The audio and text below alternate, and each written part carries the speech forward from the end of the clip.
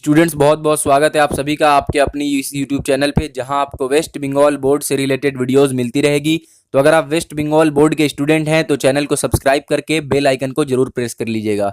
Students आज जो chapter हम लोग स्टार्ट करने वाले हैं वो है केमिकल कैलकुलेशन। इस चैप्टर के लिए आप लोगों ने कमेंट सेक्शन में बहुत ही ज़्यादा डिमांड किया है और बहुत से बच्चों का ये भी कहना था कि ये चैप्टर हम लोगों को थोड़ा भी समझ में नहीं आ रहा है। तो इस वीडियो को स्टार्ट करने से पहले, इस चैप्टर को स्टार्ट करने से पहले मेरा आप सभी बच्चों से ये रिक्वेस्ट है कि काइंडली आप लोग अपने कॉपी और पेन को अपने साथ लेकर बैठें, क्योंकि जो जो मैं इस चैप्टर में आप लोगों को बताऊंगा वो आप लोग अपने कॉपी में नोट डाउन कर सकें। और इस वीडियो को बनाने के लिए मैंने बहुत मेहनत किया है और इस वीडियो में मैं पूरी कोशिश करूंगा कि आप लोगों को ये चैप्टर इस तरह से समझा सकूं कि आपको दोबारा इस चैप्टर में कोई भी डाउट ना बचे, कोई भी डाउट ना रहे और ये चैप्टर आप लोगों को कंप्लीटली समझ में आ जाए। ठीक है, तो बात बहुत हो गया, अब हम लोग डायरेक्ट अपने चैप्टर की तरफ बढ़ते हैं। तो देखिए इस चैप्टर में मैं उतना ज्यादा आपको थ्योरी नहीं समझाऊंगा, मैं सिर्फ आपको उतना ही समझाऊंगा जितना जरूरी है और जिसको समझने के बाद इस चैप्टर से जो भी क्वेश्चन आपको आएगा वो कंप्लीटली आप आराम से अटेंड कर पाएंगे। तो काइंडली अपने कॉपी और पेन को लेकर अपने साथ में बैठ जाइए। तो देखिए सबसे पहले जो इस चैप्टर में हम लोगों को समझना है, जिससे कि पूरा का पूरा चैप्टर हम लोगों का सॉल्व हो जाएगा, दैट मीन्स कि इस चैप्टर में जितना भी क्वेश्चन है वो सब ये वाला जो थ्योरी मैं बता रहा हूं उससे सॉल्व होगा। वो थ्योरी क्या है वो समझिए, वो ये है कि total mass of reactants before reaction. क्या है? बिफोर रिएक्शन मतलब कि रिएक्शन करने से पहले जो रिएक्टेंट का जिस भी केमिकल के बीच में, क्योंकि इस चैप्टर का केमिकल कैलकुलेशन नाम है तो नाम से ही हम लोगों को यह पता चल रहा है कि इस चैप्टर में हम लोग क्या करने वाले हैं। इस चैप्टर में हम लोग केमिकल्स के साथ कैलकुलेशन करेंगे। तो देखिए जब भी कोई दो केमिकल आपस में रिएक्ट करेगा, ठीक है, तो उसको क्या कहेंगे हम लोग? रिएक्टेंट्स कहेंगे। यानी जिस दो केमिकल को हम लोग एक दोनों के साथ क्या करेंगे? रिएक्ट करवाएंगे, उन दोनों को क्या कहेंगे? रिएक्टेंट्स कहेंगे। तो यहाँ पे बोला गया है कि टोटल मास ऑफ रिएक्टेंट्स, यानी जो दो केमिकल को रिएक्ट कर रहे हैं उसका जो टोटल मास होगा बिफोर रिएक्शन, यानी रिएक्शन से पहले, वो इज इक्वल टू बराबर होगा।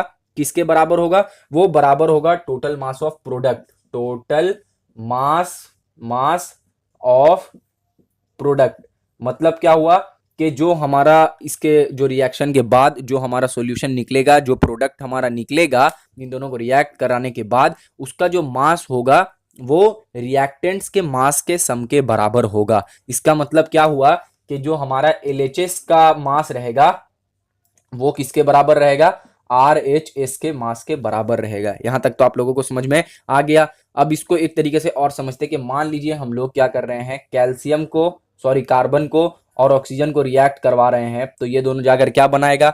आप सभी को मालूम है कि ये दोनों इधर आके कार्बन डाइऑक्साइड बनाएगा। अब यहाँ पे हम लोगों को इसका मास निकालना है रिएक्टेंट का मास कैसे निकालेंगे? इसके लिए आप लोगों को पीरियोडिक टेबल में जाना होगा। और ऐसे एक और बात यह है कि इस सभी का मास आप लोगों को क्वेश्चन में ऑलरेडी दिया हुआ रहेगा, तो टेंशन लेने का कोई बात यहाँ पे नहीं है। तो सबसे पहले यहाँ पे हम लोगों को यह जानना होगा कि ये जो कार्बन यहाँ पे दिया हुआ है, कार्बन का मास जो है वो कितना होता है। तो कार्बन का मास देखिएगा आप लोगों के बुक में दिया हुआ होगा 12, तो ये हो गया 12 ग्राम। ऑक्सीजन का मास कितना होता है? ऑक्सीजन का मास होता है 16, ठीक है, 16 होता है। तो यहाँ पे O2 मतलब के 2 ऑक्सीजन है, इसका मतलब हो गया 16 इंटू 2, दैट मीन्स के हो गया 32 ग्राम। तो यहाँ पे क्या हुआ कि जो रिएक्टेंट का मास है, ठीक है, यानी जिस चीज के बीच में हम लोग रिएक्शन करा रहे हैं उसका जो मास है वो कितना है? वो है 32 प्लस 12, 2 2 4 और 3 और 1 4, 44 ग्राम टोटल मास है। तो इन दोनों का जब 44 ग्राम मास है तो अकॉर्डिंग टू ये लॉ, ये रूल के अकॉर्डिंग क्या होगा? इसका जो मास होगा वो भी कितना होगा? 44 ग्राम ही होगा। क्लियर है यहां तक? अगर नहीं समझ में आ रहा है तो देखिए यहाँ पे प्रूफ करने के लिए हम लोग इसको कैलकुलेट करके भी देख सकते हैं। वो क्या है? देखिए कार्बन कितना था? 12 था, और प्लस क्या है इसके साथ? O2 कितना है हमारा? 32 ग्राम। तो क्या हो गया? 44 ग्राम। इसका मतलब ये हुआ कि total mass of reactants before reaction से पहले जो दो रिएक्टेंट्स को आपस में जो हम लोग रिएक्ट करेंगे तो उसका जो मास होगा रिएक्शन से पहले वो किसके इक्वल होगा? वो होगा equal total mass of product के। मतलब जो हमारा इसके बाद जो प्रोडक्ट बन रहा है रिएक्शन के बाद, उसका जो टोटल मास है वो रिएक्टेंट के टोटल मास के बराबर होगा। यहां तक तो पूरा क्लियर है। ये चीज आप याद रखिएगा, ये चीज ऑलमोस्ट हर क्वेश्चन में इस चैप्टर में अप्लाई होगा। तो आप लोगों ने ये नोट डाउन कर लिया है। ओके, अब जो मैं बताने जा रहा हूं, जो मैं आप लोगों को बताने वाला हूं अभी, वो बहुत ही ज्यादा इंपॉर्टेंट है। तो इसको जल्दी जल्दी आप लोग अपने कॉपी में नोट डाउन कर लीजिएगा। ये जो बता रहा हूं, इससे आपका पूरा चैप्टर जो है वो कंप्लीट तरीके से, पूरा तरीके से अच्छे से सॉल्व आपका हो जाएगा हर एक क्वेश्चन। वो मैं क्या बता रहा हूं वो देखिए। यहाँ पे मैं बताऊंगा आप लोगों को कुछ केमिकल्स जो आप लोगों को याद करना होगा। ठीक है, वो केमिकल ज्यादा हार्ड नहीं है, आसान है। बस आप लोगों को यहाँ पे कुछ 10 से 12 केमिकल मैं बताऊंगा, वो सब केमिकल को आप लोग याद कर लीजिए, और याद कर लीजिएगा तो इस चैप्टर का सभी सम आप लोगों से आराम से सॉल्व हो जाएगा। सबसे पहला जो यहाँ पे है वो है कैल्शियम कार्बोनेट, CaCO3। ठीक है, CaCO3 इसको क्या बोलते हैं? इसको बोलते हैं हम लोग कैल्शियम कार्बोनेट, कैल्शियम कार्बोनेट बोलते हैं। और इसका बहुत सारा नाम है, मैं बता रहा हूँ क्या क्या नाम है इसका। कैल्शियम कार्बोनेट बोलते हैं, प्लीज आप लोग इसको नोट डाउन करते रहिएगा। ठीक है, उसके बाद इसका एक और नाम है, वो क्या नाम है? वो है लाइम स्टोन। तो जब भी आप लोगों को क्वेश्चन में लाइम स्टोन बोला जाए तो समझ लीजिएगा कि CaCO3 के बारे में बोला जा रहा है। एक और नाम इसका है, वो क्या है? वो है चौक। ठीक है, चौक कौन सा चौक? जिससे बोर्ड में लिखाई होता है, वो ब्लैक बोर्ड में, उसको चौक बोलते हैं। तो ये हो गया आपका CaCO3। Ca का मतलब हो गया कैल्शियम, फिर ये हमारा कार्बन है, और ये 3 मॉलिक्यूल है ऑक्सीजन का। तो कैल्शियम कार्बोनेट बोलते हैं इसको, लाइम स्टोन बोलते हैं इसको, और इसको चौक भी बोलते हैं। लिख लिया आप लोगों ने इसको? ओके, अब हम लोग यहाँ पे अपने नेक्स्ट केमिकल के पास चलते हैं। वो क्या है हमारा? CaO। क्या है? CaO। इसको हम लोग जेनरली बोलते हैं कैल्शियम ऑक्साइड बोलते हैं। क्या बोलते हैं? कैल्शियम ऑक्साइड इसको कहा जाता है। और साथ ही साथ इसको क्विक लाइम भी कहा जाता है। इसको भी आप लोग जल्दी से नोट डाउन कर लीजिए। ठीक है, क्विक लाइम कहा जाता है। नेक्स्ट हमारा है MgO। MgO क्या है? MgO मतलब हो गया हमारा मैग्नीशियम ऑक्साइड। Mg का मतलब मैग्नीशियम, O का मतलब हो गया ऑक्साइड। तो इसका मतलब क्या हो गया? इसका मतलब हो गया magnesium oxide, magnesium oxide. Okay, next हम लोग क्या यहाँ पे देख रहे हैं? नेक्स्ट हमारा है H2SO4। ये आप लोगों ने ऑलरेडी शायद क्लास 9 में पढ़ लिया होगा। H2SO4 किसको कहते हैं? नहीं पढ़ा होगा तो फिर भी कोई बात नहीं, यहाँ पे मैं बता दे रहा हूँ। H2SO4 का मतलब होता है हमारा सल्फ्यूरिक एसिड। क्या होता है? Sulphuric acid. ठीक है, आप लोग इसको नोट डाउन करते जाइए। और ये वीडियो जब खत्म हो जाएगा उसके बाद जितना भी मैंने यहाँ पे केमिकल बताया है उन सभी को अच्छे से आप लोग याद कर लीजिएगा। तो नेक्स्ट क्या है हमारा? नेक्स्ट है KClO3। KClO3। और इस KClO3 को हम लोग क्या कहते हैं? इस KClO3 को हम लोग बोलते हैं पोटेशियम, पोटेशियम, पोटेशियम क्या बोलेंगे? इसको बोलेंगे पोटेशियम क्लोरेट। ठीक है, आप लोगों में से बहुत से बच्चे ये कह रहे होंगे कि सर आप तो बोर कर रहे हैं हम लोगों को। तो देखिए, अगर ये चैप्टर आप लोगों को कंप्लीटली अच्छे से समझना है, सब आपको सॉल्व करना है, तो आपको ये नॉलेज होना चाहिए। ठीक है, तो थोड़ा सा पेशेंस रखिए और ये सबको अच्छे से आप लोग नोट डाउन कीजिए। नेक्स्ट हमारे पास है NH3, यानी कि NH3 का मतलब हो गया अमोनिया। ठीक है, अमोनिया हो गया हमारा NH3 का मतलब। नेक्स्ट हमारा जो है वो है HNO3। HNO3 का मतलब हमारा होता है नाइट्रिक एसिड। क्या होता है? नाइट्रिक एसिड होता है, नाइट्रिक एसिड। अगर आप लोगों से हो सके तो इसको एक, अभी तो आप लोग एक रफ कॉपी में लिख रहे होंगे, उसके बाद क्या कीजिएगा? इसको फेयर कर लीजिएगा। फेयर करने के बाद इसको कट डाउन कर लीजिएगा कैंची से, और जिस भी जगह पे आप लोग पढ़ते हैं उसके सामने में इसको चिपका दीजिएगा, पेस्ट कर दीजिएगा, ताकि आप लोग इसके ऊपर हमेशा नजर पड़ता रहेगा। तो क्या होगा कि ये सारा केमिकल आप लोगों को अच्छे से याद हो जाएगा। ठीक है, ये था एक प्रो टिप जिससे आप लोग इस केमिकल को आराम से याद कर पाइएगा। नेक्स्ट हम लोग ये जान लेते हैं क्या है। नेक्स्ट हमारा SO2। SO2 किसको बोलते हैं? SO2 बोलते हैं सल्फर डाइऑक्साइड को। S से हमारा सल्फर हो गया, और ऑक्सीजन का 2 मॉलिक्यूल है, इसीलिए क्या बोलेंगे? Sulphur dioxide, sulphur dioxide, dioxide. ठीक है, नेक्स्ट हमारा है HCl। HCl क्या है? आप लोगों को आप में से बहुत से बच्चों को ये HCl मालूम होगा। HCl का मतलब होता है hydrochloric acid, hydrochloric acid, hydrochloric acid. Okay, next हमारा क्या है? नेक्स्ट है CuO। ठीक है, CuO का मतलब होता है क्यूप्रिक ऑक्साइड, क्यूप्रिक ऑक्साइड। ठीक है, सबको आप एक एक करके जल्दी जल्दी नोट डाउन करते जाइए।